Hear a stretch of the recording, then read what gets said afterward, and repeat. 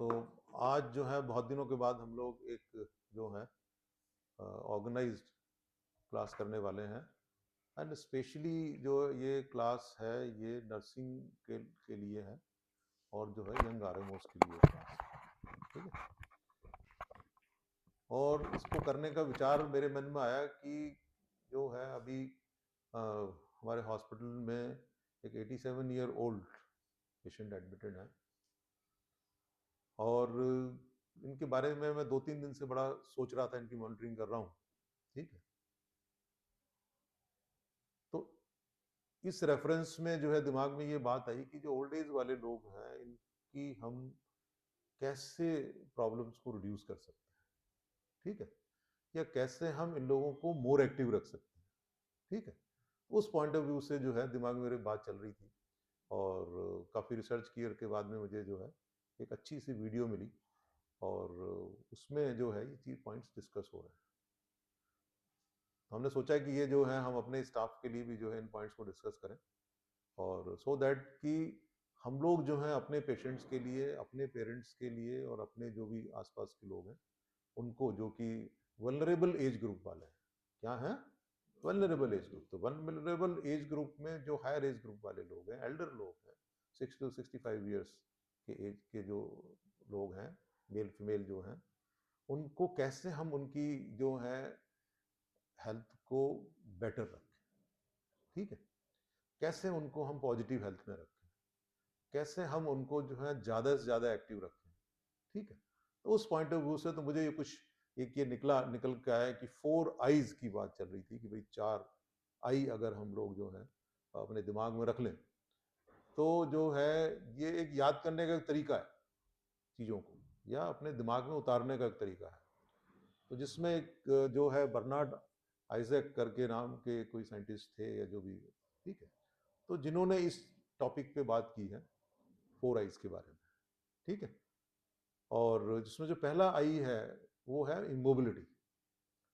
आपने देखा होगा कि जो एल्डर एज के लोग हैं, स्पेशली मेनली आफ्टर रिटायरमेंट, ठीक है, तो जब रिटायर हो जाते हैं सर्विस से एक्टिव काम से जब रिटायर होते हैं तो लोग जो हैं उनको ये रहता है कि यार अब मैं यूजलेस हो गया, ठीक है, घूमने जाने का मन नहीं करता है, थोड़ा सा डिप्रेशन में रहते हैं, काम करने का मन नहीं करता है, कोशिश ये रखते हैं फिर जो है एक इस एज ग्रुप के अंदर जो है उनके अपने बच्चे जो हैं, बच्चों के बच्चे जो हैं अपने अपने लाइफ में बिजी हो जाते हैं, उनके पास किसी को समय टाइम देने का समय नहीं, मतलब टाइम देने का समय नहीं है, क्यों, ये समय देने का टाइम नहीं है, अच्छा, ठीक है, तो समय देने का जो है समय नहीं है लोगों के पास, ठीक है। तो उसकी वजह से क्या होता है, दे फील लोनली। जब लोनली फील करते हैं तो they are secluded in one one corner of a house, या किसी रूम में सेक्लूडेड हो जाते हैं, ठीक है, कोई बात करने वाला नहीं होता है, ठीक है। इन दो बागिन क्या होता है, उनकी मोबिलिटी कम हो जाती है, मूवमेंट कम हो जाता है, they are limited to their room और देयर होम, ठीक है, कि भी घर के अंदर ही रूम में ही है या घर के अंदर ही है, उठे खाना खा लिया टॉयलेट चले गए, ठीक है, कुछ किसी ने कुछ पूछा तो बात कर लिए, ठीक है, बच्चे आए तो उनसे थोड़ी बहुत बात कर ली, ठीक है। तो क्योंकि वो लोग जो है एक तरह से आइसोलेटेड जीवन जीते हैं वो लोग, not because of them self but because of the circumstances, ठीक है। तो ऐसे सर्कमस्टांसेस में हम इन लोगों को क्या एडवाइस कर सकते हैं, तो इसमें पहला वर्ड है इमोबिलिटी, है ना। हम पहले सबसे पहले ये बताएं कि भाई the person should be mobile, क्या होना चाहिए, मोबाइल बंदा होना चाहिए। हम ये एनकरेज करें इन लोगों को, ये बताएं कि भाई आप जो हैं मोबाइल रहें, वॉक करें, ठीक है।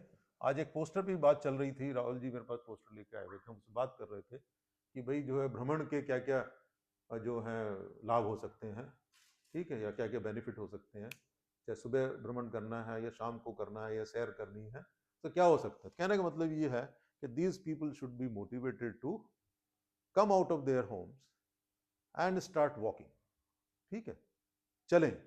जब घर से बाहर निकलेंगे तो सपोज एक आजकल हर सोसाइटीज में रह रहे हैं तो हर घर में या हर दो घर के बीच में एक आध जो है हायर एज ग्रुप का बंदा होगा, मिल जाएगा। स्पेशली नई सोसाइटीज हैं जहाँ पे रिटायर्ड लोग रह रहे हैं, वहां पे हर घर में मिलने के चांसेस है। तो बाहर निकलेंगे आपस में बात करेंगे, चलेंगे फिरेंगे, तो क्या उनका माइंड भी एक्टिव रहेगा, वो खुद भी एक्टिव रहेंगे, उनकी मसल्स भी एक्टिव रहेंगे, उनके जॉइंट्स भी एक्टिव रहेंगे। अदरवाइज क्या होता है, इमोबिलिटी की वजह से क्या होगा, आपके जॉइंट्स भी पेन करेंगे, मसल वीक हो जाएगी, ठीक है, शिथिलता आ जाती है, गिरने के चांसेस रहते हैं। तो कहने का मतलब ये है, जो है हमें इनको ये एनकरेज करना है इस एज ग्रुप के लोगों को कि आप घर से बाहर निकलिए और कोशिश करिए वॉक करने की, ठीक है। जब भी आपको मौका मिलता है, सुबह मौका मिलता है सुबह वॉक करो, दोपहर में मौका मिलता है दोपहर में वॉक करो, शाम को मौका मिलता है शाम को करो, रात को आपको पोस्ट प्रेंडियल खाना खाने के बाद मौका मिलता है, जरूर वॉक वॉक वॉक करने का मतलब ये नहीं कि दौड़ना है या 10 किलोमीटर ही चलना है। अरे भाई, आपको आधा किलोमीटर, 300 मीटर, 500 मीटर, है ना, 1 किलोमीटर, 1.5 किलोमीटर, जितना आप जो है हमें लगता है उस हिसाब से हम लोग अगर 3 बार भी कर लेंगे तो भी हमारे आधा आधा किलोमीटर 1.5 किलोमीटर होता है, ठीक है। कम से कम जो है कोशिश ये करें कि कम से कम ट्रांसपोर्ट का इस्तेमाल करें, ठीक है। रीजन भी कि अदर वीक आपने कहीं बाहर जाना है, गाड़ी में बैठ के चल दीजिए, हाँ जी डैडी जी मैं लेके चलता हूँ, अंकल जी मैं लेके चलता हूँ। कोशिश ये रहे आसपास मैंने खुद ही पैदल चल के जाना है, ठीक है। आपको दूध लेके आना है, सब्जी लेके आनी है, कहने का मतलब छोटे छोटे घर के काम, मतलब जो है बच्चे ये ना समझें कि ये माँ बाप जो है हमारे सब्जी लाने के लिए हैं, मगर ये इनको भी मोटिवेशन होना चाहिए कि भाई जो है और कुछ नहीं, चलो भाई सुबह से दूध लेके आ गए, सब्जी लेकर लेके आ गए, इस बहाने आपकी मोबिलिटी हो गई, आप लोग चल फिर लिए, ठीक है। चले फिरेंगे, मसल्स में स्ट्रेंथ बनेगी, मसल में ड्यूरेशन बनेगा, जॉइंट्स आपके खुले हुए रहेंगे, ठीक है। और आपका जो है मन भी खुश रहेगा, हैप्पीनेस रहेगी, ठीक है। तो इन चीज का ध्यान रखना है। जो दूसरा जो वर्ड है वो है इनस्टेबिलिटी। इनस्टेबिलिटी से ये समझ सकते हैं आप कि आपने देखा होगा कि जो हायर एज ग्रुप के वल्नरेबल लोग जो हैं वो कई बार इनस्टेबल हो जाते हैं, है ना। इनस्टेबल का मतलब है कि चलते चलते से गिरने का डर रहता है, चलते चलते वीकनेस की वजह से भी गिर सकते हैं, चक्कर आने की वजह से भी गिर सकते हैं, ठीक है, किसी और वजह से भी गिर सकते हैं, सोचने कुछ है ना। तो कहने का मतलब ये है इनस्टेबिलिटी रहती है। आपने देखा होगा ना कि भाई ये जो है माता जी जो है या दादी जी जो है ये जो है चली बाथरूम में गिर गई, ठीक है। तो इनस्टेबिलिटी रहती है। इनस्टेबिलिटी कहने का मतलब ये है कि अगर आप मोबाइल रहेंगे तो स्टेबिलिटी भी रहेगी, ठीक है, आपकी स्ट्रेंथ भी रहेगी, बनी बनी रहेगी। तो इनस्टेबल रहने की वजह से जो है आपके गिरने के, आपके इंजरी होने के चांसेस हैं, ठीक है। और आपके जो है और भी चीजें जो है एसोसिएटेड चीजें होने की, सारी चीजें रिलेटेड चीजें हैं, ये मैं बता रहा हूँ आपको। तो तीसरा जो मैं आई है वो है इनकॉन्टिनेंस, ठीक है। तो इसका मैंने जैसे इनस्टेबिलिटी का बताया कि गिरना जैसे है कि भाई गिरने के चांसेस हैं, ठीक है, गिरेंगे तो फ्रैक्चर भी हो सकता है ना, मोच भी आ सकती है, कुछ भी आ सकता है, ठीक है। तो तीसरा जो आई है वो क्या है, इनकॉन्टिनेंस। इनकॉन्टिनेंस से क्या समझते हैं आप, कोई बताएगा कोई इनकॉन्टिनेंस? हाँ जी डॉक्टर साहब, क्या समझते हैं इनकॉन्टिनेंस से? बॉल एंड ब्लैडर जो है उसके ऊपर आपका कंट्रोल नहीं है। इनकॉन्टिनेंस का मीनिंग क्या है कि बॉल और ब्लैडर पे आपका यू हैव नो कंट्रोल। अब आपका बॉल और ब्लैडर पे कंट्रोल नहीं है किसी भी वजह से, चाहे वो किसी बीमारी की वजह से है, चाहे वो किसी इंजरी की वजह से है, ठीक है, चाहे आपके एज रिलेटेड जो है प्रॉब्लम्स उनकी वजह से है, ठीक है। उस सिचुएशन में क्या होगा, न्यूरोलॉजिकल प्रॉब्लम्स की वजह से है, उस सिचुएशन में क्या होगा, आदमी क्या समझेगा कि भाई जिसका बैठे बैठे जो है पेशाब निकल जाता है या लेटरिन निकल जाती है, ठीक है, कंट्रोल नहीं रहता है, तो इंसान क्या करेगा, बाहर जाने से हिचकेगा, घर में कहीं किसी का जाऊंगा कल को सुसु निकल आई या लेटरिन निकल आई कैसे करूंगा, ठीक है। या मुझे कहीं मंदिर जाना है या कहीं जाना है, गाड़ी में जाना है जैसे, ठीक है, बच्चों के साथ घूमने जाना, बच्चों ने वाले चलो इंडिया गेट चलते हैं, ठीक है। और पता लगा कि जो है वो ग्रैंडफादर है, ये जो जो भी है इनको इनकॉन्टिनेंस की प्रॉब्लम है, पता लगा गाड़ी के अंदर जो है सुसु निकल गई या लेटरिन निकल गई, ठीक है। तो बच्चे बैठे मजाक उड़ा रहे हैं, आप ही के अपने बच्चे, अरे देखो क्या है बाबा जी दादाजी का जो है सुसु निकल जाती है ना, तो यार गाड़ी कितनी बदबू आ रही। In the bargain what had happened, क्या होता है आपका एस्टीम लो हो जाता है, क्या होता है इन लोगों का सेल्फ रेस्पेक्ट कम हो जाती है, सेल्फ एस्टीम कम हो जाती है, ठीक है। ये हेजिटेंट हो जाते हैं, ठीक है, ये विड्रॉ करने की कोशिश करते हैं, डिप्रेशन में जाने की कोशिश चले जाते हैं। तो कितनी चीजें एक साथ रिलेटेड हो गई हैं एक प्रॉब्लम की वजह से, ठीक है। तो उसकी वजह से जो है, तो इन चीजों के लिए जो है, तो ये जो है तीसरा एक बड़ा इंपॉर्टेंट जो है आई है इनकॉन्टिनेंस। इसलिए जब भी इस टाइप की चीजें होती हैं जरूर जो है कंसर्न जो है स्पेशलिस्ट सुपर स्पेशलिस्ट को दिखाया जाए। बच्चों का कर्तव्य बनता है, इनका कर्तव्य बनता है कि अपने बच्चों को बोलें या खुद अपना जाएं और जो है प्रॉपर जो व्हाटएवर ट्रीटमेंट बताया गया है, वो जो भी एक्सरसाइजेस बताई गई हैं, ठीक है, चाहे वो योगा के फॉर्म में बताई गई हैं, चाहे जो आपके कंसर्न जो है, चाहे गायनेकोलॉजिस्ट है, यूरोलॉजिस्ट है, गैस्ट्रोएंटरोलॉजिस्ट है, ठीक है, जो ये रिलेटेड आपको एक्सरसाइजेस बता रहे हैं या ट्रीटमेंट दे रहे हैं, you must one must take, ठीक है। हेजिटेंट नहीं होना चाहिए, अदरवाइज क्या लोग हेजिटेंट हो जाते हैं, यार क्या कैसे बताऊंगा यार डॉक्टर साहब को जाके, सर मेरे जो है मेरा लेटरिन निकल जाती है, ये मेरे से रुकती नहीं है, ठीक है। तो कहने का मतलब ये है तो ये बहुत बड़ा जो है, और इसीलिए इनको जाइंट्स बोल रहे हैं। जाइंट मतलब बहुत बड़ा समस्या वाली चीज है ये, ठीक है। ये कौन सा हो गया आपका, तीसरा हो गया। चौथी जो बड़ी इंपॉर्टेंट आई है वो है क्या है, याददाश्त को लेकर के है, क्या है, आपकी मेमोरी से रिलेटेड चीज है, ठीक है। इसमें क्या है, इंपेयर्ड मेमोरी है इसके अंदर, कि आपकी याददाश्त धीरे धीरे जैसे जैसे एज बढ़ती है, ठीक है।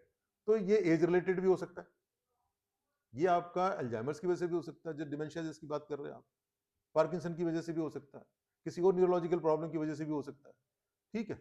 और जब आपकी इंपेयर्ड मेमोरी होगी तो उस सिचुएशन के अंदर, उस कंडीशन के अंदर, कि भाई आपको जो है मेमोरी में जैसे कोई आया घर पे, बच्चा आया, ठीक है, अब आपको नाम ही याद नहीं आ रहा उसका, ठीक है, तो यार ये गुड़िया आई है भैया, है ना, ठीक है, या ये कोई आया, अच्छा ये तू क्या करता है भाई, आप अपने बच्चे से पूछ लो क्या करते हो, आप कौन हो तुम, ठीक है। तो ये बहुत बड़ा जो है इस एज ग्रुप के अंदर वल्नरेबल, इसीलिए इसको वल्नरेबल एज ग्रुप बोलते हैं।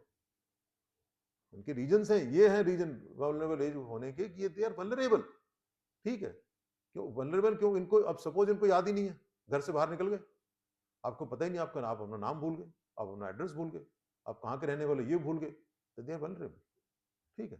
तो ये वन ऑफ जो इम्पेयर्ड मेमोरी है, इसकी वजह से जो है काफी कुछ जो है इस टाइप के पेशेंट्स को जो है झेलना पड़ता है, और इसकी वजह से साइकोलॉजिकल प्रॉब्लम्स होने के चांसेस जो आते हैं। ये लोग जो हैं, जब भी इनको होश रहता है तो ये डिप्रेशन में के शिकार रहते हैं, ठीक है। प्रॉब्लम रहती है इन लोगों की, यार मुझे कुछ याद ही नहीं रहता, ठीक है, मुझे बड़ी प्रॉब्लम हो रही है, ठीक है। तो कहने का मतलब ये है, पर एक हमेशा याद रखना, जो भी जैसे पार्किंसन वाले या जो भी लोग जो हैं, ये खुद उनको कभी फील नहीं होगा मेरे को याद नहीं रहता, जो इनसे इंटरेक्ट करते हैं उनको लगता है, इनके हिसाब से ठीक है, चाहे अल्जाइमर्स वाला इनके हिसाब से बिल्कुल सही है, ठीक है। मगर इनकी वजह से, इस प्रॉब्लम की वजह से, जो इम्पेयर्ड मेमोरी की वजह से जो है, पूरा सिस्टम, जो केयर गिवर्स हैं, जो भी इनको देखने वाले करने वाले लोग हैं, वो भी जो है अंडर स्ट्रेस रहते हैं, ठीक है। तो कहने का मतलब है, ये 4 आईज की जो है इसाक महोदय ने बात की थी, और चौथा आई जो है वो हाइड्रोजेनिक है। हाइड्रोजेनिक मतलब है जो आप पर हम दे रहे हैं, क्या है, जो पांचवा जो हो, क्या है, हाइड्रोजेनिक।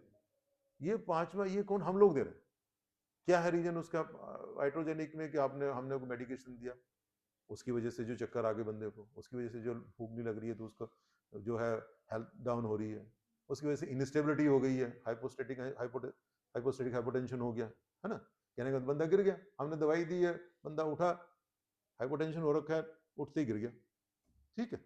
ये हाइड्रोजेनिक हो गया, ये मेडिकेशन की वजह से जो है वो है। दूसरा क्या है, न्यूट्रिशनल है। न्यूट्रिशनल क्या हो गया, एक तो वैसे ही आप वल्नरेबल है, वैसे ही आप कमजोर हैं, वैसे ही मोबिलिटी कम है, ठीक है, और आपका खाना पीना भी कम हो रखा है, कुछ आप इसलिए नहीं खा रहे हैं, जैसे अब किसी को अनकॉन्टिनेंस है, अब इनकॉन्टिनेंस है तो वो घबरा के खाना नहीं खा रहा, कि यार जाऊंगा कहीं पे, मैं खाऊंगा लेटरिन निकल आएगी, पानी नहीं पी रहा बंदा, कि यार कहीं जाऊंगा सूसू निकल आएगी, ठीक है, तो वो सोशली जो रहेगा, यार वो लोग क्या कहेंगे, तो ना पानी पी रहा है, ना वो खाना खा रहा है, ठीक है, और वो वीक हो गया बंदा, तो न्यूट्रिशन उसकी वजह से अंदर बार्गेन क्या हुआ, मेल न्यूट्रिशन डेवलप हो गया, क्या हो गया, मेल न्यूट्रिशन डेवलप हो गया। तो एक तो पहले ही वल्नरेबल थे, और वल्नरेबल हो, मेल न्यूट्रिशन में और वीक हो गए, और वीकनेस आ गई, ठीक है। आप ब्रेन से भी वीक हो रहे हैं, मसल से भी वीक हो रहे हैं, बोन से भी वीक हो रहे हैं, साइकोलॉजिकली भी वीक हो रहे हैं, है ना, इंटेलेक्चुअली भी वीक हो रहे हैं, ठीक है। ये सारे चीजें जो है, ये जो फैक्टर्स हैं, ठीक है। लास्ट में से फ्रेलिटी, अल्टीमेटली क्या हो रहा है, फ्रेलिटी हो रही, बंदा बिल्कुल फ्रेजाइल हो गया, मतलब बंदा बाथरूम में गिरा, सबसे पहले क्या टूटा उसका, हिप जॉइंट टूट गया, नेक ऑफ द फीमर टूट गया, है ना, और जो है बेड रिडन हो गया, ठीक है। तो इसकी वजह से क्या हो रही है, तो ये जो 4 आईज हैं, ये 5 आईज हैं हमारे, immobility, instability, incontinence, impartial memory, impaired memory, ठीक है, एंड नाइट्रोजन, ठीक है। ये सारे जो हैं मिलके क्या लीड कर रहे हैं, ये कर रहे हैं डिसेबिलिटी को बढ़ा रहे हैं, क्या बढ़ा रहे हैं, they are increasing the disability, कि जो वल्नरेबल एज ग्रुप वाले जो हैं, ये क्या हो रहा है, इनकी वजह से क्या हो रहा है, डिसेबिलिटी इंक्रीज हो रही है। क्या हो रहा है,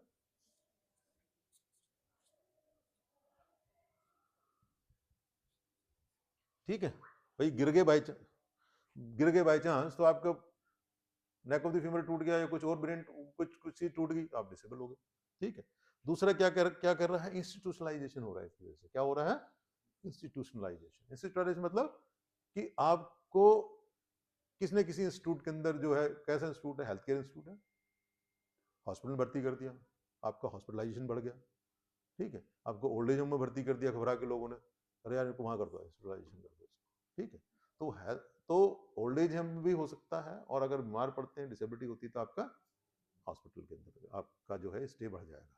और जब हॉस्पिटल में स्टे बढ़ेगा, it will lead to what, भी मेडिकेशन, क्रॉस इन्फेक्शन।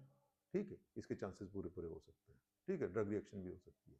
कई बार बंदा ड्रग, पता लगा कि हॉस्पिटलाइजेशन हुआ, आपने पेनिसिलिन या कोई वो जो है ग्रुप का कुछ टेस्ट किया, उसी से बंदा जो है एनाफिलेक्टिक शॉक हुआ, निकल गया। ठीक है, तो उससे इन द बार्गेन क्या हो गया, तो morbidity, the disability, morbidity and mortality.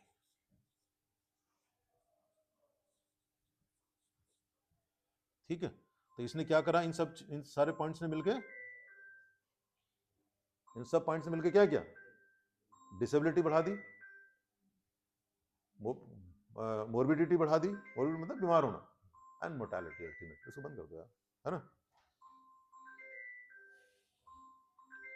तो कहने का मतलब ये है कि ये जो है 4 और 5 आईज, 4 आईज इसाक जी ने दिए थे, इसाक, है ना, और ये 5वां आई जो बाद में ये ऐड किया गया, हाइड्रोजेनिक।